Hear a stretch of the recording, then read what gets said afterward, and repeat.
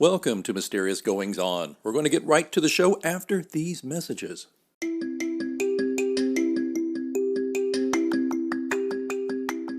Hi, I'm Dr. Ehrlich, author of Christian Minimalism, Simple Steps for Abundant Living, and you're listening to the Mysterious Goings On podcast.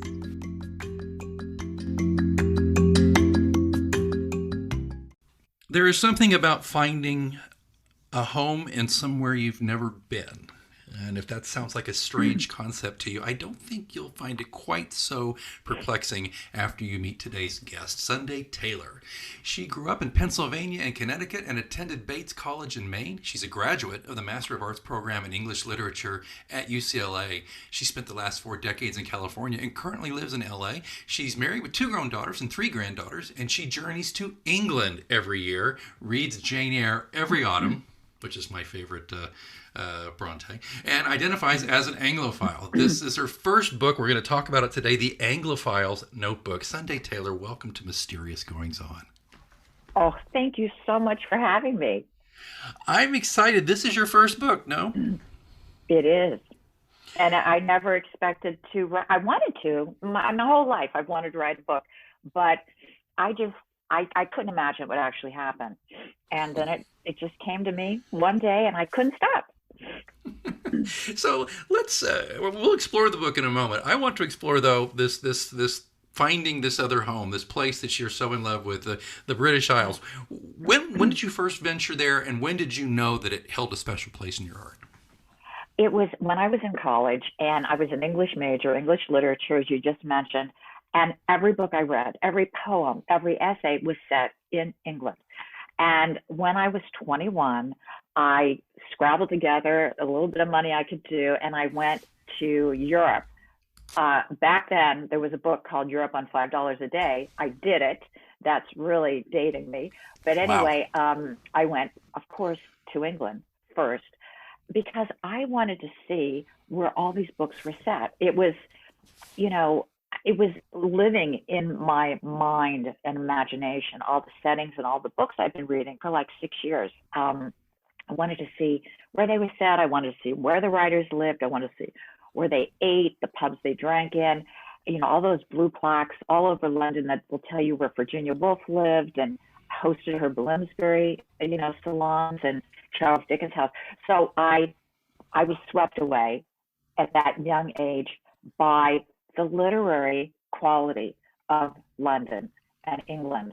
And because I've been a book lover my entire life, and particularly after college, to go and see it kind of come alive, what had only been in my imagination was thrilling. And then, of course, the great museums and the art. I was an art history minor and all that. And it just, to see all the great art in the fabulous places there. But it started then.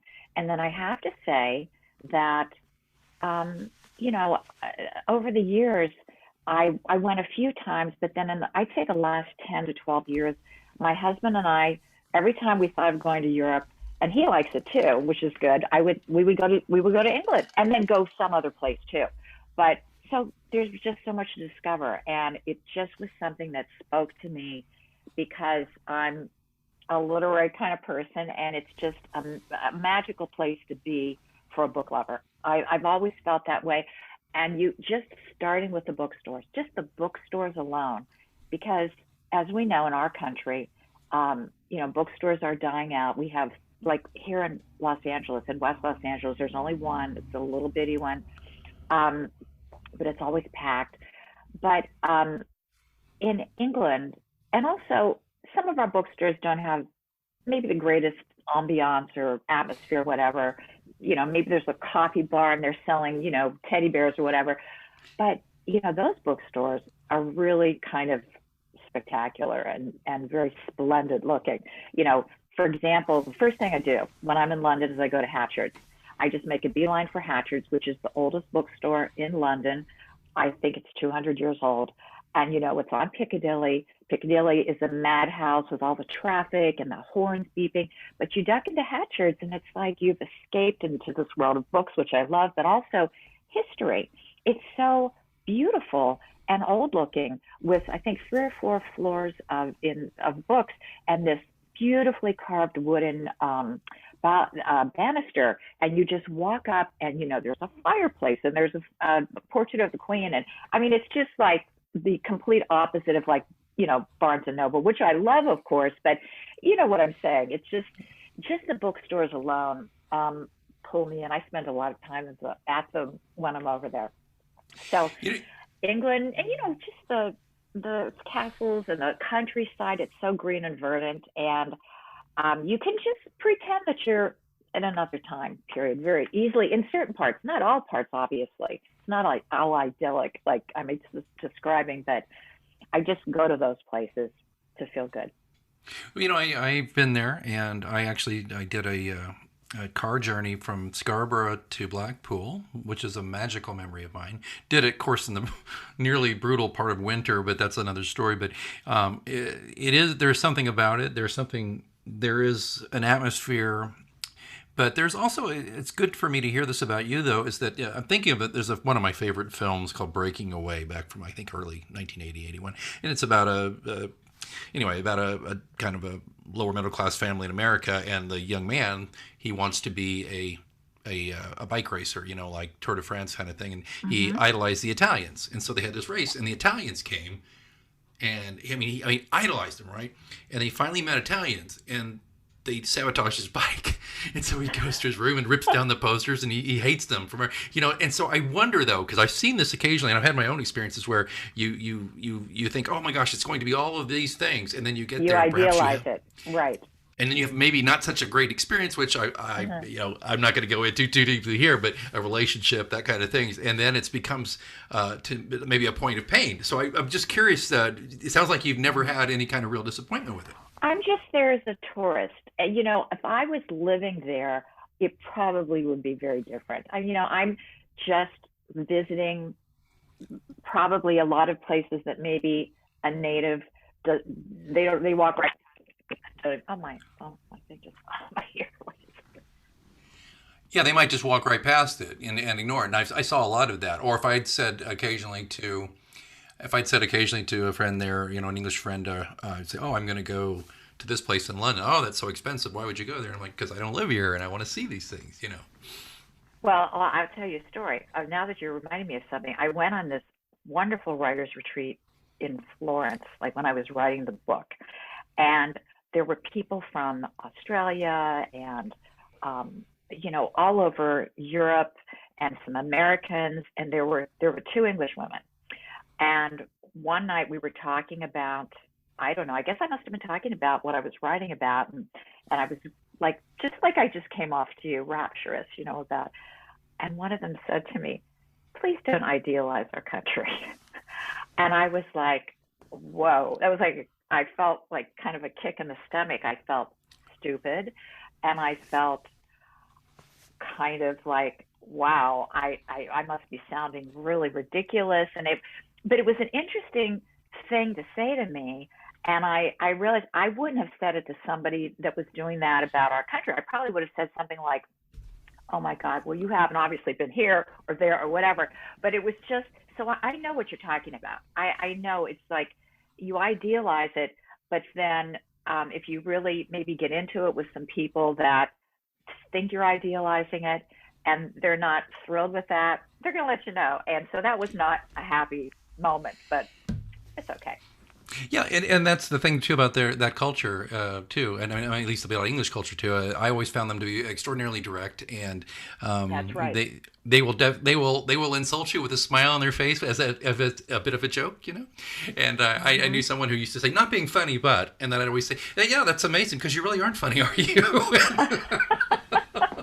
Oh yeah, just coming in backwards, Yeah, oh, absolutely. Exactly. But Claire, though, the main character in your book, and I'm going, if you don't mind, I just want to just kind of give folks is that okay if I just read a little bit of the blurb, because I want people to understand what this is about. Absolutely. Yeah. Well, Claire Easton is a writer and magazine editor living in Los Angeles. And she's married to a successful music producer, Ben Roden. As Ben is about to leave on a 3-month music tour in Australia, Claire travels to England to research a book on her favorite author, Charlotte Brontë, a love she inherited from her otherwise inattentive mother. While seeking Bronte's secrets, Claire discovers her own. The Anglophile's Notebook will whisk the reader away to literary London and the beautifully wild countryside of Yorkshire, home to the Bronte sisters, brimming with writerly ghosts, enchanting bookstores, cozy pubs, English country gardens, and memorable characters. This novel is for anyone who has found their imagination in the gardens of rural England or a 200-year-old bookstore in London, as you just said, and felt utterly alive. And that is the thing about this book. Claire is discovering so much, and it's a bit of a literary mystery. And I'd love it if you could tell our listeners what you mean by that. What is a literary mystery? Sure. Oh, absolutely. She just a teeny bit to say about what happens is that like we said, well, I'll go back just a couple paces behind that. Is that I was interested at the time in people meeting each other online, virtually to begin with, like initially, and then through blogs, through websites, through Instagram now. I mean, people talk, on the comments, so back and forth, and DM and all that. And it was intriguing to me what would happen if they met in real life, like actually met in the flesh. Would they become friends? And it happened to me a few times with a couple women in London, one here in LA. And we've stayed friends. And so so my concept was to put my heroine on an airplane from LA to London to meet someone she's only known through that person's blog. And meeting this person is going to change her life.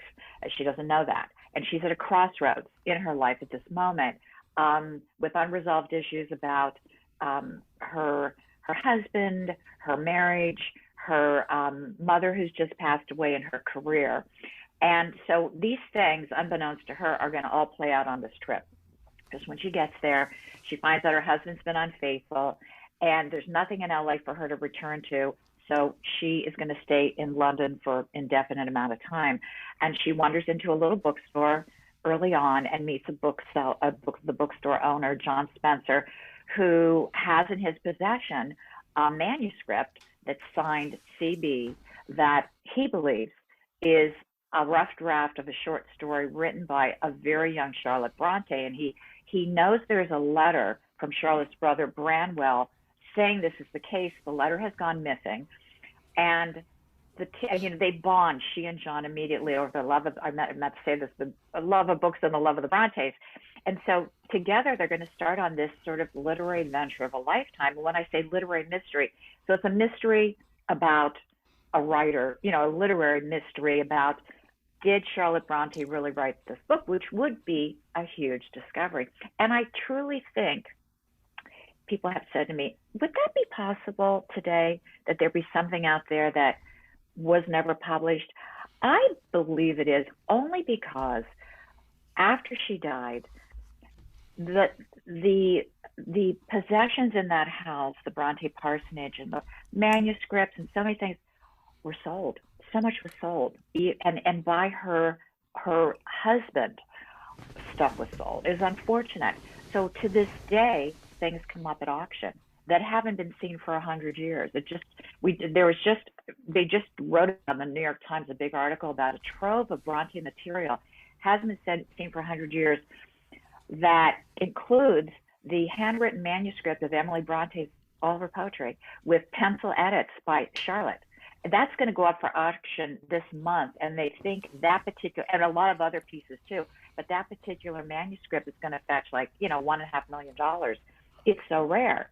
I mean, the manuscript for Wuthering Heights, that doesn't exist. So I did think this was somewhat believable that there could be something like this floating around.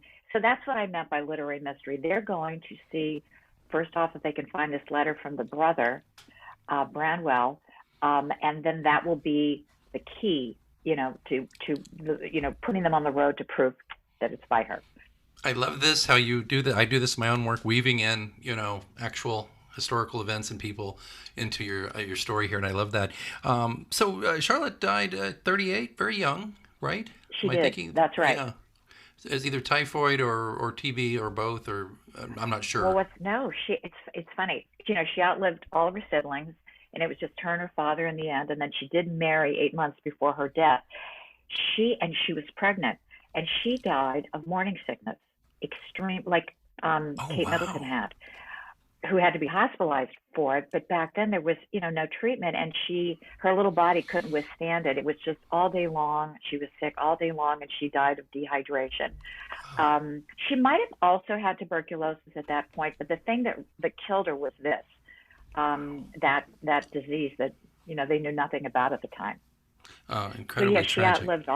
she outlived all of them, and actually had become quite famous at that point. For the like 7 years of fame, I guess, or something like that. Her book came out in 1847, Jane Eyre, and then she wrote a couple books after that. But yeah, Yeah. she died at 38. Jane Eyre is the one that sticks with me. And just as an aside, I don't know if you ever read the prequel that was done by another author in the '60s, Wide Sargasso Sea. I have Just not read that book, and I've got to read that book. I have Sunday, not read it. you must. It's just I great. can't I believe I was haven't. I'm embarrassed to say I haven't read it. Well, the only reason I can admit this thing is that I initially in grad school was an English major for about a semester, and we read it, and it was just it blew my mind. It was so wonderful. But back to the book. So I'd love to ask you though about the writing of the book. It's your first book. Curious as to whether or not you discovered who you are as a writer writing this in the sense of this is my process, this is what I do. Maybe you went into it one way and came out the other end doing the other. The reason I ask that is because it's your first book, and we oftentimes don't get to Yeah. speak to somebody about their debut novel. So I'd love to know Mhm. just all about that. It was very organic. I mean, I got the idea, it was about 5 years ago, and I raced into this room and I started typing like in a frenzy. And then, I thought this is interesting because um, I have loved books and travel and women writers in England for most of my life. And um, I just realized if I could tell a story that those elements might from me would feed into and make it an interesting story about a woman who goes to England to research a book on Charlotte Bronte and whose life is utterly transformed by the experience, maybe I was onto something. But, I didn't always have those kind of days, and it was, tedious and looking at a blank page and all that stuff. But it did happen, and it was so thrilling to get the ideas when they would come to me. But it was organic. I didn't have any outline. I had no idea where it was going. I just knew this woman's life was going to be changed because a lot of mysteries in her life, her relationship with her mother, and lots of other things were going to be clarified by this journey she goes on. But I didn't have it all worked out, and characters just appeared. Or it was just amazing, and it was thrilling, exciting. I have to say, I loved writing. I loved writing this book. I hope I have it in me to do another book, but I loved the experience. But I had, while I wrote, I compiled a notebook because I'd been tearing out pages from newspapers, magazines, most of my life on all the topics that appealed to me. I started putting them in the notebook, and I had lots of stuff about the Brontes, but I had to figure out what are these houses going to look like, what are the gardens going to look like, and I was clipping all those pages, and I had them filed, London houses, English gardens, and it turned out that these visual prompts, because there were a lot of photos, really helped me with the writing. And I had to figure out what kind of flowers would this renowned horticulturist woman in the Cotswolds grow in her garden, or what would a Notting Hill, house of a renowned interior designer look like? And so I was really helped by the visual prompts, but they also gave me ideas. I remember I cut out a picture of somebody was talking about in one of the magazines that if her house ever burned down, she would always take the letters that her father wrote, the love letters her father wrote her mother, and they were beautifully these vintage, brownish kind of letters tied up with a red claret, beautiful ribbon. And that spurred me on to write the part of the story where Claire discovers the love letters, the letters written to her mother by a mysterious Englishman, which starts to solve a lot of her questions about her life.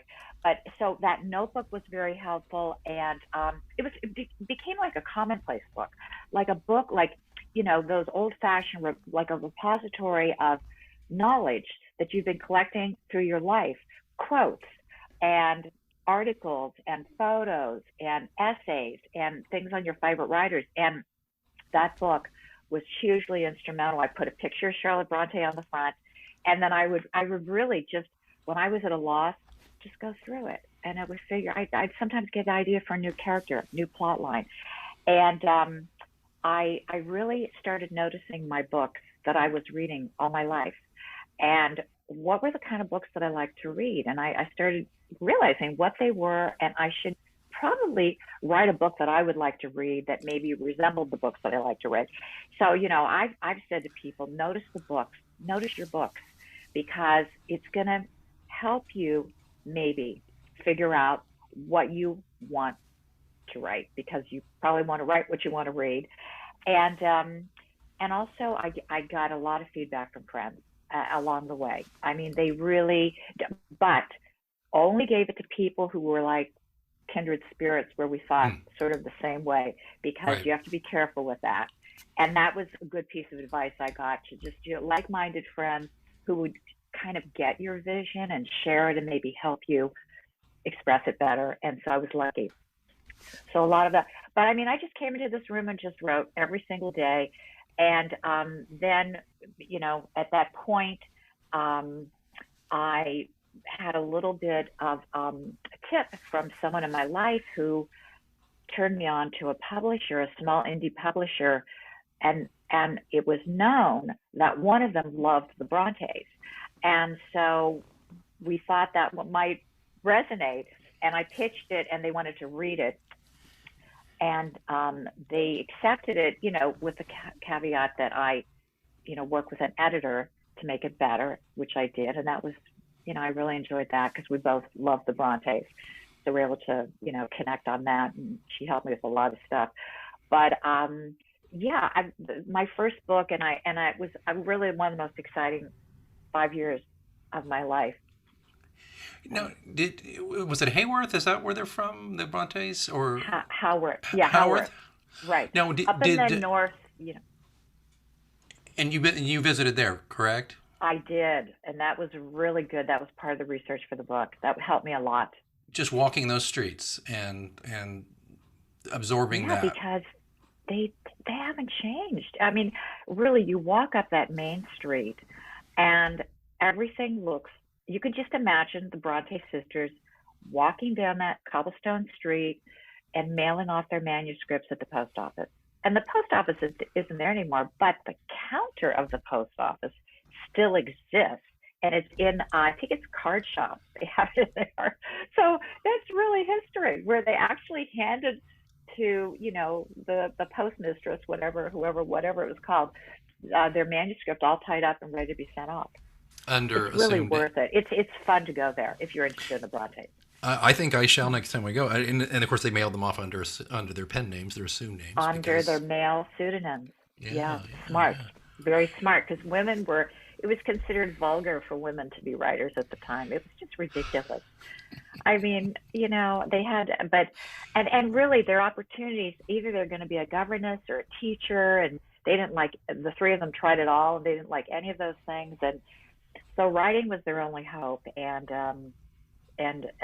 really and truly, it's sad to think how soon Anne and Emily died after their books came out. But Charlotte did get to live for quite a few years afterwards. And this may be an unfair question, but I love it if you would speculate. What's your opinion? What do you think was about them? What was different about them? Or is it just that there were lots of women like them, but they happened to do something that survived the ages by writing? I mean, was there something different about them? Mm-hmm. Very different. They wrote books that were different than other women wrote. They included male characters that were like Byronic, mad, bad, and dangerous to know. And Rochester. women were not writing like that about men, particularly. There are probably some, but these books were passionate, dramatic. I mean, Wuthering Heights and Jane Eyre is just such a gothic thriller. And Anne's book, The Tenant of Wildfell Hall, is about an alcoholic husband. And so, the books were really popular because they were thrilling. And then when the world found out, the writers were these three shy, retiring spinsters that lived in this remote part of England in a parsonage surrounded by a cemetery on three sides. They were impoverished. They rode against so many obstacles. People really were fascinated. And that's when the trek of the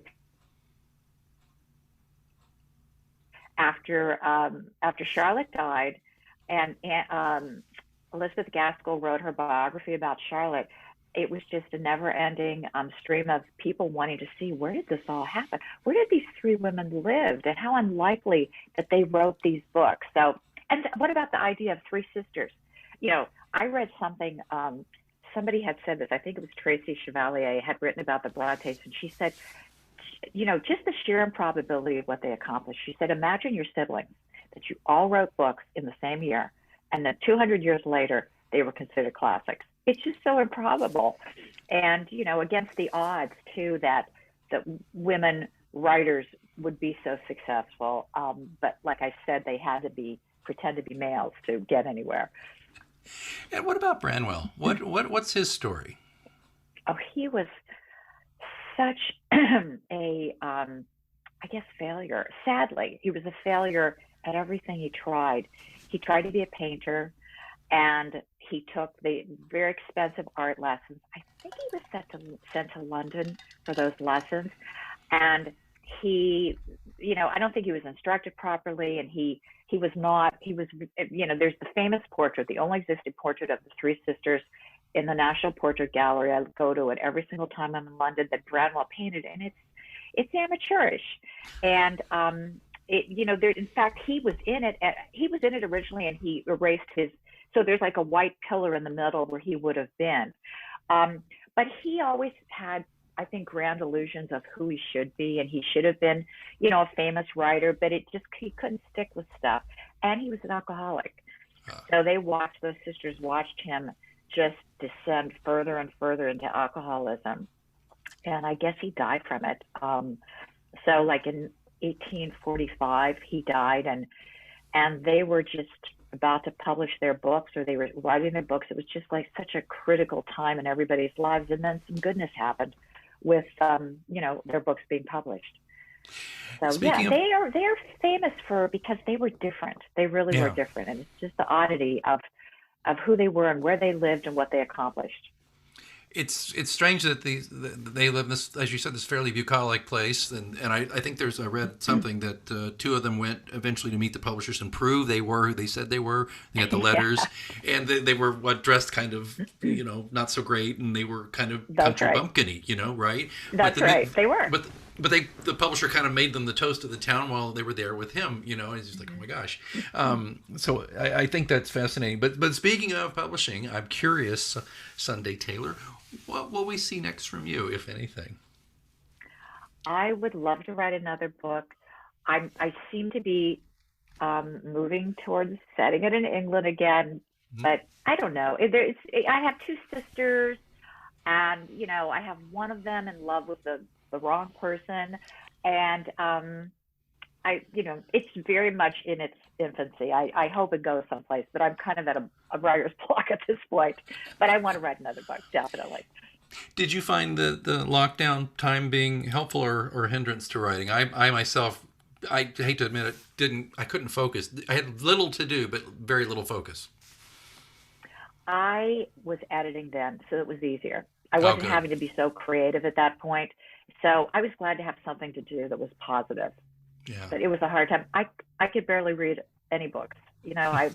And I also was so busy with my own book, but I just found it was interesting. My reading habits changed. Oh, really?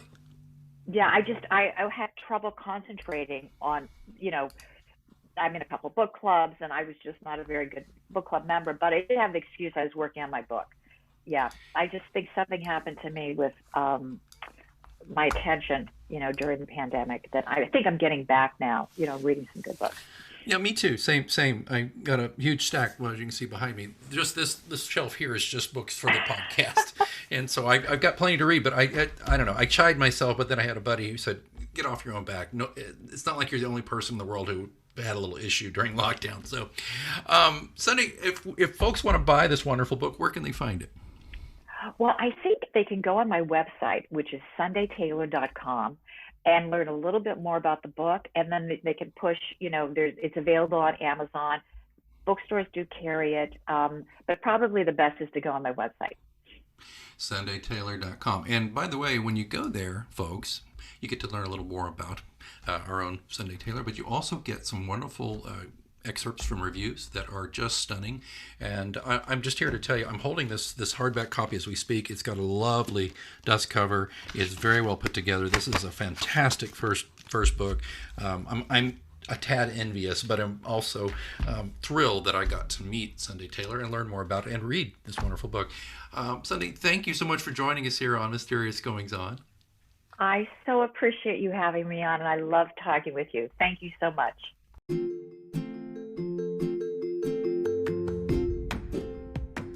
Okay, who has a podcast, then writes an ebook about podcasting and doesn't do an audiobook version of it?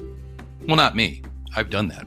In fact, I'm very excited to tell you, dear listeners, that the podcast option, my recent top-selling ebook on podcasting, my journey through 15 years as a podcaster, broadcaster, host, guest, and observer, is now an Audible audiobook. It's really, really, really exciting for me to be able to present this to you through Audible, which is available on Amazon.com, where the ebook link is as well. And in this fast listen, my experience comes to you through stories, practical tips, and advice from my hundreds of hours as a guest, producer, podcast host, and more. And the podcast option, if I say so myself, is mandatory listening for those new to podcasting, and it should be a welcome addition to veteran podcasters' libraries. So check out the podcast option read by yours truly, Alex Greenwood, or as they say there, the J. Alexander Greenwood, because that's my pen name, and that's a long story, which if you dig through my podcast, eventually you'll find out what that means. But the point being today, the podcast option is available now as an Audible audiobook. I've got a link in the show notes to make it easy for you.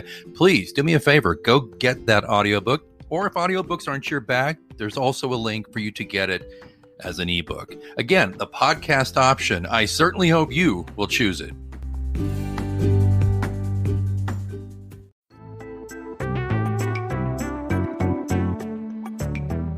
You know, I love podcasting. I have since 2006, back when you had to use like a Dixie cup with string to make the thing work. And that's why I'm so excited that we recently moved Mysterious Goings On to Anchor FM to record our podcast. I gotta tell you, I don't regret it a bit. If you haven't heard about Anchor, it's the easiest way to make a podcast. Let me explain. First of all, it's free.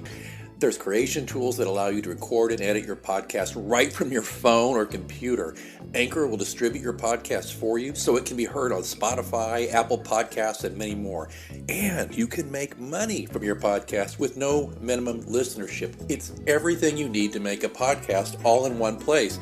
Not going to lie to you, when I first heard about Anchor, I was a little dubious because I've been doing it the hard way for so long.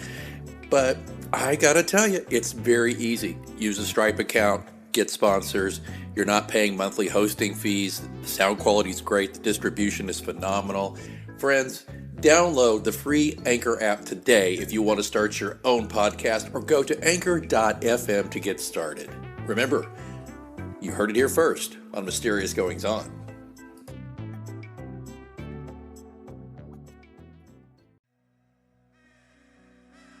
Thanks so much for listening to Mysterious Goings On. Don't forget, we have a complete archive of all of our interviews, monologues, updates, live readings, dead readings. All of that stuff is available at mgopod.com. And of course, don't forget to subscribe to us so you never miss an episode. We're on Apple Podcasts, Spotify, all the usual suspects. Please join us there. Again, don't forget, mgopod.com also has links where to find me on social media and how to get in touch in case you want to be a guest here on the show. Well, I think it's time that I move on for this week, but until next time, keep reading.